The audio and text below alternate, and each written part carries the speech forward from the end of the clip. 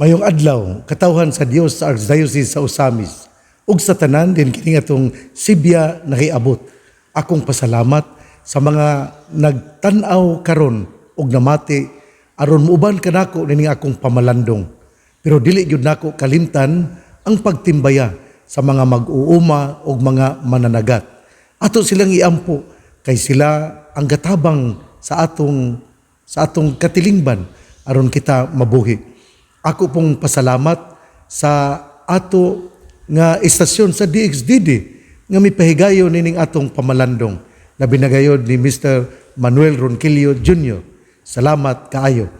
Ang adlaw karon nga Biyernes, Marso 4 o tungod kay Biyernes, okay lang nga mukaon og karne, barbecue uban pa, pero ato kining bayran pinaagi sa pagtabang, pinaagi sa pagtabang ug pag-ayuda sa mga gitawag og kining pamaagi nga corporal works of mercy. Sa to pa di ay ang Ash Wednesday ramang gyud o ang Good Friday mao ra gyud dili nga mukaon ta og karne, pero sa Biyernes giawhag kita nga mohimo og puasa, abstinensya, pero kung makakaon gyud ta og karne, ato kining bayran pinaagi sa paghimo og mga buhat sa kaluoy, corporal works of mercy. Sa dili pa ko mopadayon, ako dayong birthday greetings sa tanan nga gasaulog silang adlaw na tawhan karon. Ingon man usab ugma, Pitsa 5 mao ang birthday ni Padre Jose Maghinay. Ngadto kang Father Joe, happy birthday. Ning adlawng Biyernes, atong kutloon ang Ebanghelyo sumala ni San Mateo. Unya miadto kang Hesus ang mga tinun-an ni Juan nga magbubunyag ug nangutana. Ngano man nga kami ug ang mga Pariseo masubsob nga nagpuasa, apan wala man magpuasa ang imong mga tinun-an.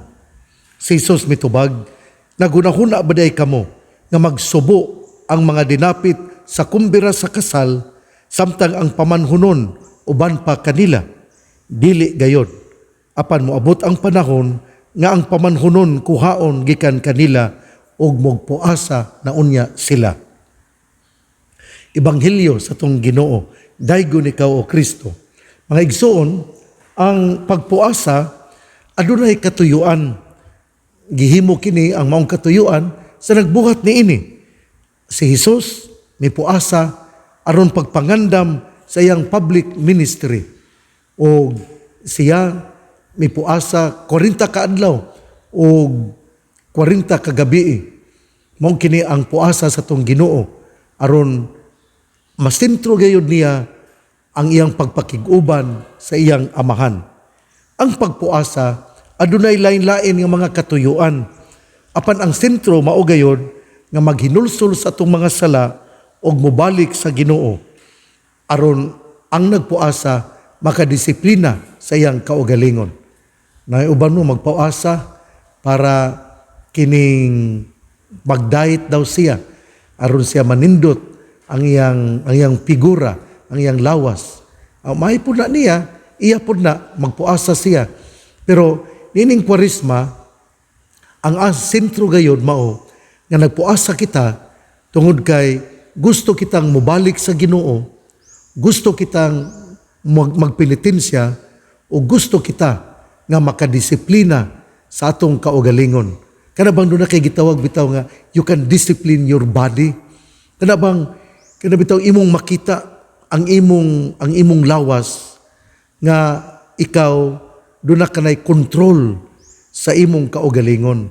Ug mao kini ang espiritual nga pamaagi aron ikaw nagpuasa aron mobalik sa Ginoo, nagpuasa aron makadisiplina sa kaugalingon, nagpuasa aron ma-focus ang pag-ampo ngadto sa Ginoo.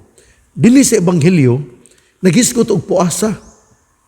Unya ningon ang mga tinun-an ni Juan nga magbubunyag, ngano man nga kami laging mga tinun-an ni Juan nga magbubunyag o mga Pariseo gapuasa.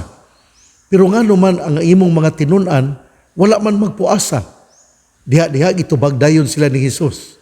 Magpuasa ba di ay ang magsubo ba di ay nagunahuna ba di ay kamo nga magsubo ang mga dinapit sa kumbira sa kasal samtang ang pamanhunon uban pa kanila. Dinhi atong makita nga si Hesus mao ang bag-ong nga pamanhunon kana bitawng imahe sa bag-o nga Israel diin siya ang gapakita nga siya kinahanglan nga maglipay ang katawhan nga dina sa kasal dili man gyud ka magmagulanon gawas lang atong tingaling gihulaman og dakong kwarta unya nagunahuna siya nga kining kinasal ron makabayad ba kini sa ilang gisaan niya komedya ra nang ako ha kay namong uban nga bungga kay ilang kasal unya giutang di ay og ang giutangan gi-invite unya tungod kay naglipay naman silang maayo hapit na maurot gyud ang daghan na kayong mga inom pinagkaon siya po taon dito sa suok niyo sa matay kabayran ka kuani sa saad nga ilang giutang sa kwarta binuang na komedya ra nang ako pero doon na nay unod mo na nga dili gyud mangutang kon kining magpakasal man gali dili mangutang nya mao ni ang gisgutan sa tuong ebanghelyo karon para kang Hesus adunay panahon sa kagul-anan pagpuasa napoy panahon nga dili magpuasa nga sa iyang atubangan kita importante kaayo nga sa iyang presensya kung siya anaa sa atong presensya kinahanglan kita magmalipayon o muambit sa kumbira ingon pananglitan sa Eucharistia dili man ta magpuasa dina sa Eucharistia kay ang ato mang dawaton ang lamian nga pagkaon nga mao ang lawas ug dugo sa tong Ginoo muna nga sa presensya sa Ginoo dili kita magpuasa ug mao kini ang lintunganay sa gisulti ni Hesus nga nagunahuna ba day kamo nga magsubo ang mga dinapit sa kumbira sa kasal samtang ang pamanhunon uban pa kanila si Hesus miangkon nga siya ang pamanhunon o ang mga disipulos ang mga tinun-an mao ang mga dinapit sa kasal o kung anaa kita sa kasal importante kaayo nga kita magmalipayon importante kaayo nga kita busog luoy pud tong intawong naa sa kasal unya gigutom kay maulaw nga mukuhag plato poslan man nga mianha ka sa kasal kuhag plato kaon kay iniglakaw nimo inigpauli nimo sa inyo ingnon mangyud ka nga uy namangaw day kag kasal unya mukaon ka pa sa inyo na sungugon ka istoryahan ka mo na nga kung naay gali kasal unya naa ka kaon kay matud pa sa tong Ginoo nagunahuna ba day kamo nga magsubo ang mga dinapit sa kumbira sa kasal samtang ang pamanhunon uban pa kanila dili gayon muna nga importante kaayo nga magmalipayon kita dinha sa kasal ako bitaw miadtong miaging semana didto man ako sa kining Butuan aron mihimo sa kasal ngadtong Pebrero 19 dito ako sa kasal sa akong apo nga primero na kong apo nga akong gikasal si DR ang ngalan tinuod mao yun si George II si George Go II ang iyang asawa mao si Debbie Karen dito ako moadto unta ko sa kining daghang tao kapuyan mo kining daghang kay tao adto unta ko kining restaurant lang pero mi duol man gyud nako nga lo adto yun apil yun sa kining kumbira ani kaon po ko gitagaan mo kog litson ani kaon na lang kog litson kay gibutang mo gyud sa akong lamisa una nga naagi kas kumbira kaon gyud kay istoryahan man gyud ta nga ningon nangumbira si obispo nya og wala ka og gutom ka na makaulaw kayo mo nang kung naay kumbira kaon pero sa presensya sa Ginoo importante kaayo nga kita magmalipayon o kita nakig-uban sa kalipay sa atong Ginoo. O dina sa Eucharistia, importante kayo nga kita mukalawat, kay mao man kini ang bangkete nga mas pa sa kumbira sa kasal. Igsuon, ang mayong balita nga mong pulong ni Hesus, ang ayang pamation, pamalandungan, o paningkamutan nga mapuy-an. Bulahan ang tao nga namati sa pulong sa Ginoo, sama siya sa kahoy nga gitanom, daplin sa usa ka sapa, kansang dahon dili gayud malaya. Tempo sa timbunga, siya mamunga. Igsuon, ugma na usab. Ugma di ay birthday ni Father Joe Maghinay. Ngadto ni Father Joe Maghinay, nga tuwa karon sa Amerika, happy birthday.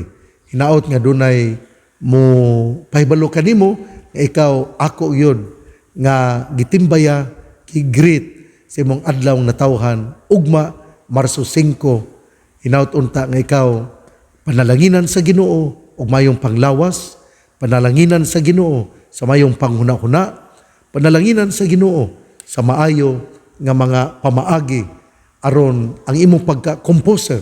Father Joe, hinaut unta nga maghimo ka pa o compose ka pa og songs para sa ato nga Birhen sa Kuta.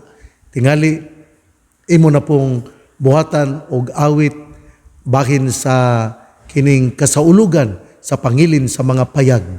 Maghimo tingali kag akong request sa birthday nimo nga mo imong isukli sa among birthday greetings nimo ang imong pag-compose og awit alang sa pangilin sa mga payag. Mayo mong gugay ka mo compose. Father Joe, nindot kayo imong gi-compose sa pag-uli, pagbalik sa Birhen sa Kuta nga giawit karon kada Huwebes dinhi sa Kuta Shrine sa Archdiocese sa Osamis dinhi sa Northern Mindanao. Usbon ko, happy birthday Father Joe, ug ang panalangin sa mahal nga Birhen Maria gigisangpit sa mga misamisnon nga Birhen sa Kuta, ang Ginoo magapanalangin kanatong tanan sa ngalan sa Amahan, sa Anak ug sa Espiritu Santo. Amen.